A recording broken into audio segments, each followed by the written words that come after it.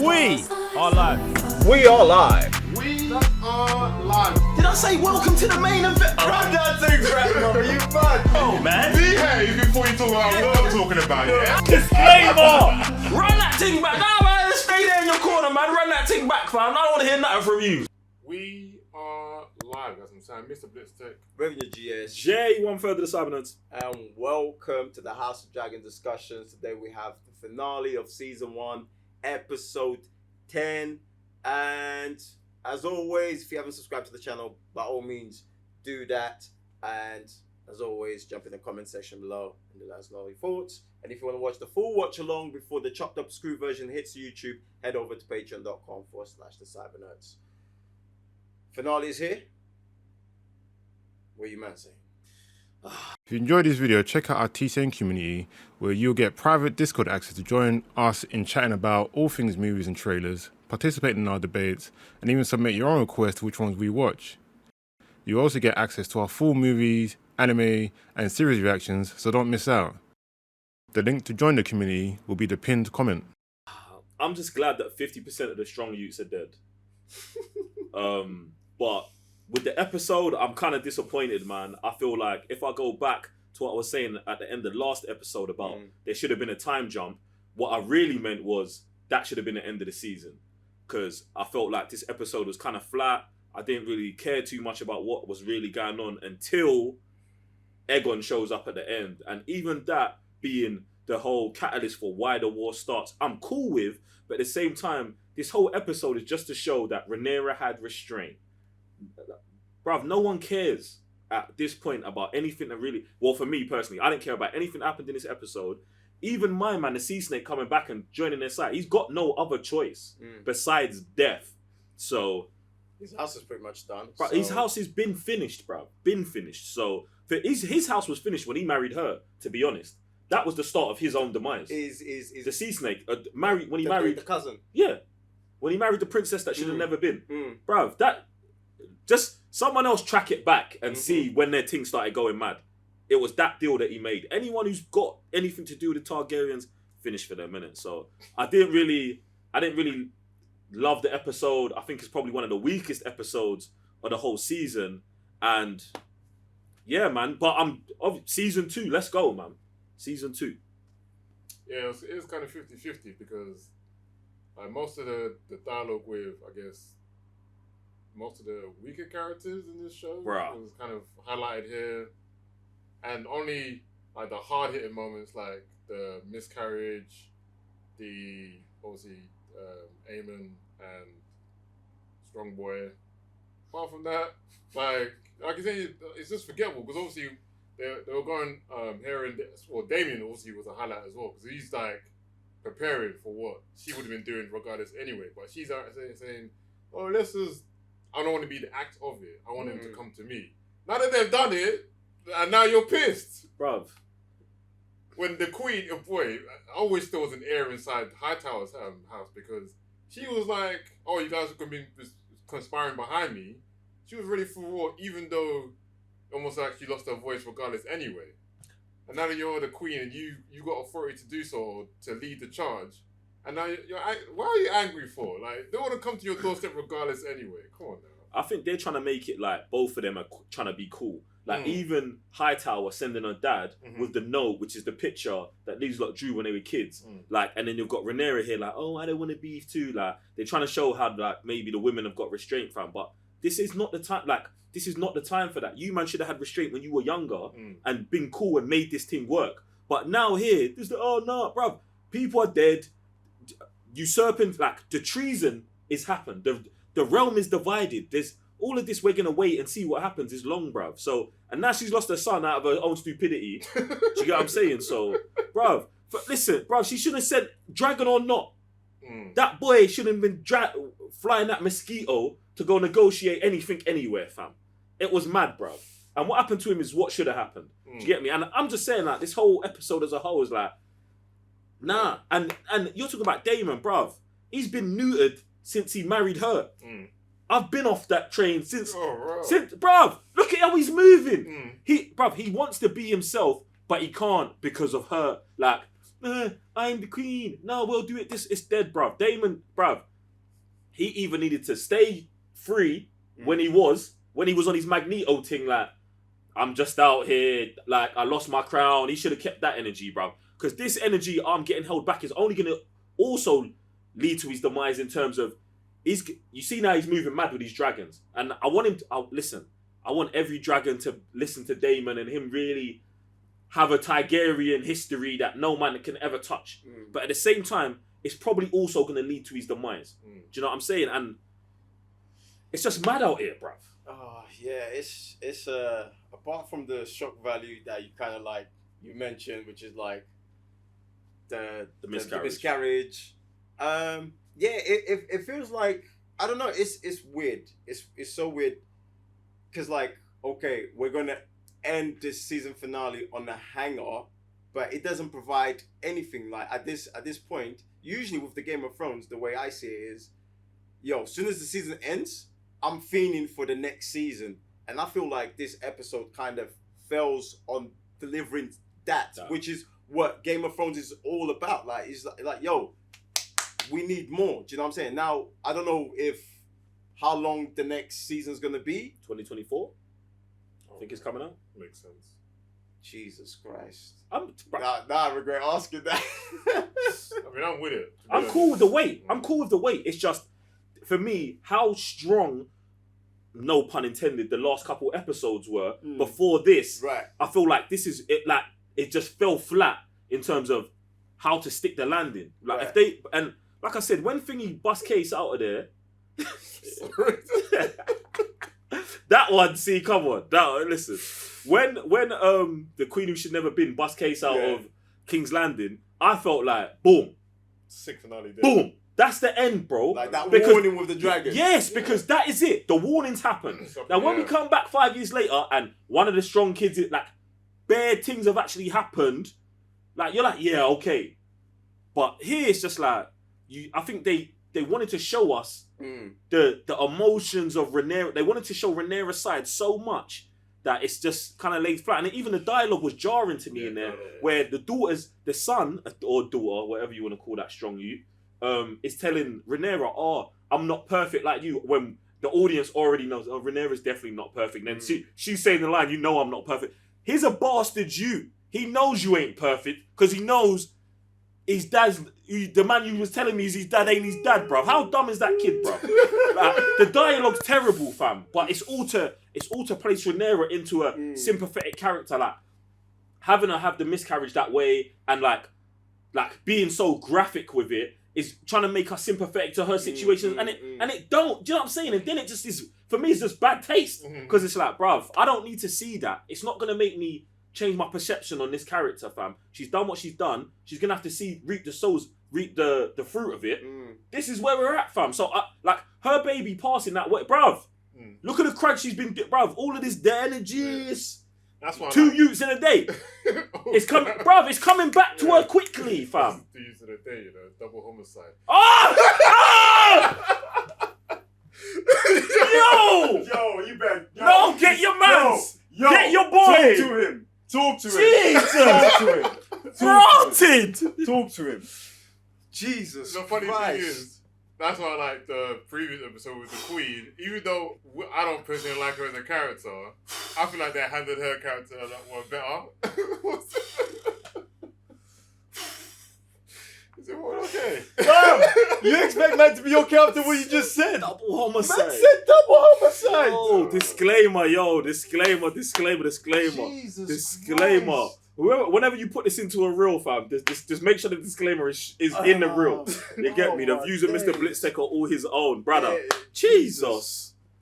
Wow. As you were saying. Yeah, that's why I like the Queen a lot better in the previous episode. It's almost like, even though she didn't plot the way her circle plotted around her, she still then owned her stuff regardless anyway. Still went to the guy with the foot fetish and this, that, and the other, and was like, you know what? It's going to happen regardless. I'm going to just do what I feel like I think's best. Do you know what it is there? Because they've never tiptoed around how tapped Hightower is as a character. Right. So they can't then have her start moving differently there. Rhaenyra, they had her as a gangster as a youth. Then they was like, oh, you're gonna be a clown for 5 episodes. Then they're trying to put her back on the throne, literally. That's why we've got to have this dead episode of them. Oh no, sympathy. Oh no, she lost a baby and a child. Oh, and her dad passed away and she just thought, bruv, she chose her path.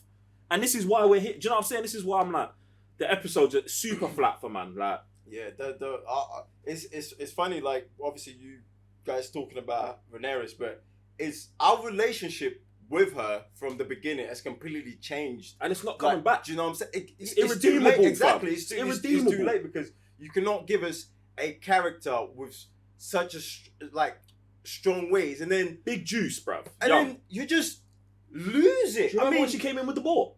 But you know what? Yeah, do you remember when she came in with the ball? You know what's funny? When she was giving birth today, yeah, I was thinking, right, you know, it took me back to the stag, because we was all talking about the stag, how later on it came back to her, yeah. And when she was giving, I thought, right, okay, maybe we might have some connections, but there is nothing of that episode. Maybe that's later down the line. Maybe that's later down the line. I feel like obviously we've seen in episodes, but as an actual, is it 4-season journey, 5-season journey? I feel like maybe her arc will then get better. It's possible. I hope it definitely is possible, and I hope so. If in terms of the stag, do you know what I'm saying? Because that's not circled back around. Right now, it's circling through all the crud she's doing. We're clearing up all of that, but because like even when she was giving birth, took me back to the woman in red, when she gives birth to the demon. The demon. You know, like I pretty much vomited out like, yo, it's a dragon, because why she's getting flashbacks of a dragon. So clearly, obviously in the future it's gonna circle back to that. But it's otherwise, what's the point of doing that? Like, why would they just give us flashes of dragon when she's... The thing is, with her, that might have like them being trying to be like, oh, the birth of her. Like, I was almost like the death of. I don't want to start talking about the miscarriage, but my interpretation of it is like that's her death of her humanity. Like that's when she's now gonna turn into the thug she's supposed to be. Do you get what I'm saying? So when the dragon's flashing, it's like the heir to the throne, the dragon. But I'm not feeling that. I don't feel that energy from her. I feel it from Aemon. I feel it from Daemon. Do you know what I'm saying? Man's not felt it from her since she carried the ball, since she rode the dragon into wherever they was at then. Bruv, they're gonna have to do a lot more to get Rhaenyra really. Do you know what I'm saying? You can't just put a crown on her head and think, oh, it's all calm. Yeah, it's bad. One of the things as well, I thought, but then it kind of got cancelled in my eyes, was that the queen that never was, before she went to get her husband, the way she was moving, it was like she was playing the right game, as in like, you man deal with that. This is not my war to start with. Then there were parts where she's in the background giving these man look like, you man sort that out kind of thing. But then that whole energy kind of changed once her husband came, because if it was the case where she's like, all right, you man go beef yourselves up, just go finish each other, and then I'll come back, because looking back to the previous episodes is like, yo, I never want to be involved in this. Last episode, I'm being incarcerated. Then so now it's like, oh, you man really want me to be involved in this? All right, you got me now. I'm here. The whole thing there for me is the show says that we can't have any strong male characters. So basically, the queen who can never be, she can't actually act because she doesn't run the ships. The sea serpent, it's all his thing. So she has to, that's why she didn't bow, because she can't bow to the people that killed her husband's brother and stole their birthright without his consent. Okay. So now he comes and his hands are tied because he's married to her and has to be like, oh, it's all cool. Now she's on the side. Where, do you know what I'm saying? It's like, that's why I said his house has been finished since he got with her, because she's tied man into things that when he married her, he was probably like, oh yeah, I'm marrying a Targaryen. We're heir to the throne. Then they've spent this whole season, her telling him, nah, none of that's ours, none of that's ours, none of that's ours. Do you know what I'm saying? And now he's like, well, I'm tied to it. I ain't got nothing left. You've taken everything that's mine. This, you know what I'm saying? You know what's so bad for him, yeah? Is that like, he goes off to war, gets injured, wakes up weeks or months later to see his two daughters next to them 2 youths. The look on his face. Sickening, bruv. Bruv. And his brother's dead. Like, bruv, they just clapped man's line. Definitely. Even the daughter, bruv, kind of used to them daughters gonna have with them strong. I mean, like, at least one of them's out of the negotiation now. Yeah, she's free. Like, that. She's free. So, boy, bruv, them lot better just get out of there, fam. That Mm. Valerian, bruv, I feel sorry for the line of Valerian, fam, bruv, because I don't feel sorry for them, but it's peak to see them go out like this, fam. We'll see. Like, hopefully these men can take us on the roller coaster in the next seasons, where it's like, okay, maybe we can gravitate to some characters that we lost along the way this season. Do you know what I'm saying? Because this is one of the things that man loved about Game of Thrones. It's like that whole peak roller coaster that man went through season in, season out, innit? But overall season, what you man saying? Fire season, bruv. Game of Thrones is back, fam. Like, for having a show that is coming off of one of the greatest shows ever, even if the last season people are divided about it, fam, this is the correct energy to come back with a spin-off, fam, and I'm here for it. And I think they should do more of these, bruv. The House of whatever, the Dothraki, all of those little things, bruv. Like, there's so much in there that can be mined. I just don't want them to go crazy and like 60 million an episode it and then start trying to Lord of the Rings it, bruv. Keep the energy where the energy's been at here for the most part. Do you know what I'm saying? But even there's room for improvement with this as well. So I'm here for it. Yeah, man, season's been good, man. Like, there's just been good characters, good, like, arcs, even within here. Even, like, just saying that now, I just look forward to next season, because I feel like we're going to just get a lot more, maybe, Games of Thrones, like kind of beef. Elements that were kind of missing in here, because even here, it was, like, more politics, which I wasn't expecting too much of. I actually thoroughly enjoyed it more than I thought I would, so... No, the politics is something that man definitely cherished during this season, because it's like, this is how we get to Game of Thrones. Do you know what I'm saying? This is how you man just butchered this whole thing, like peaceful kingdom, one or two things, move mad, then a couple of centuries later that we're there, innit? One of the things that I really liked about this season is like the going into the backstory of the dragons and having them involved. You know what I'm saying? It wasn't just a case of, we're just gonna have dragons for the looks of it. It was actually dragons having being involved in the war, like being involved in how the houses are, they power the houses. Do you know what I'm saying? It's almost like an economy in this thing. Do you know what I'm saying? So I feel like that was super sick what they did with it. I really like that as well. I feel like they should have done way more though, bruv. Like, even in this last episode, Daemon's like, yo, there's 13 dragons. Like, what? Yeah, when it was talking breaking about that down. Yeah, man was talking about untamed dragons, this. We didn't get none of that in the season. I feel like that's more of what we can get moving forward, and I'd hope for more of it. And even to Sam's point about talking about you want more, there was lots of politics in this, and you want more Games of Thrones kind of conflicts. I think whereas we're only dealing with one family, and whereas the main Game of Thrones is dealing with the Seven Kingdoms and all of that, so it's easier to fill that in with the interpersonal and the big scenes. Do you know what I'm saying? And I feel like for what they've given us here, we're in a good, correct place. But the mythology of the dragons and the mythology of the Targaryens is something we should be leaning into, I think, even deeper. Like, learning about more kings, learning more about, like, why are the untamed dragons okay to be untamed? Do you know what I'm saying? Like, how did they operate outside of this? And I think that's the kind of stuff that you can explore with the kids. Do you know what I'm saying? Like, they showed the kids in the little fire dungeon, and we had one bit, but that was more so to show us how them man engage with each other. I want to know how the dragons outside engage and stuff like that, or maybe this ain't the show for that. But cool. I want that. All right. So your score for this episode? I'm giving this a 3, innit? Just giving this a 3. It's a good episode. I didn't like it. I didn't love it, but it's fine. It's all right. Like, do you know what I'm saying? Mr. Ballistic? I'll give it like a 2.5, to be honest. Like, most of this, it's so weird because most of the dialogue just didn't feel like weighty or punchy compared to like previous episodes. 100%. Most scenes, I was like, this can just be glossed over or whatever. But then there are those scenes where it did carry the episode. I feel like they were important, but it just feels like 50-50. Why are you making me feel like I'm being super nice? I'm changing mine to a 2, bro. Nah, Nah, bruv, what you said. I was actually surprised you gave it a 3. But I'm giving it a 3 because I'm like, it's, bruv, production, music, or, bruv, do you know what I'm saying? The level of the show is still there. Right. But the things that happen, I didn't care for. But when you're saying it's 50-50, I don't feel like it's 50-50. I'm leaning more to it. Like, nah, I couldn't drop, like, if I'm curating my list of how to watch it, this episode's not even part of it. So, yeah, bruv, 2.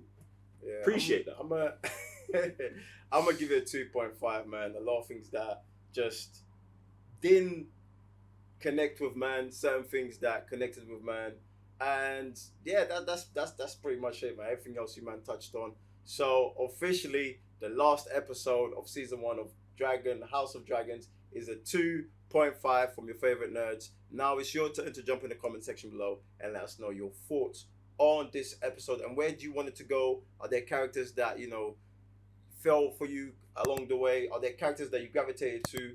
Go ham, and don't forget that you can watch the full watch along on patreon.com/thecybernerds. It's been a pleasure watching this season.